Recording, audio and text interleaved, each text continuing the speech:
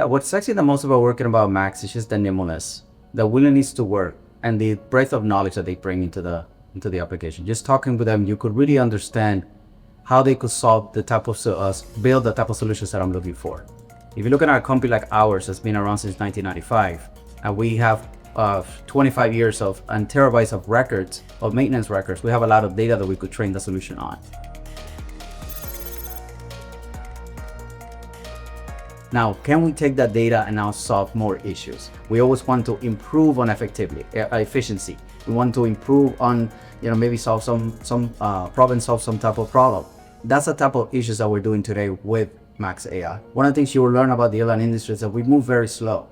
We're very regulated. So, paperless was slow, mobile was slow. We're trying to disrupt. We do see this as a disruptive way of working, and it's gonna really change how we work in the airline industry.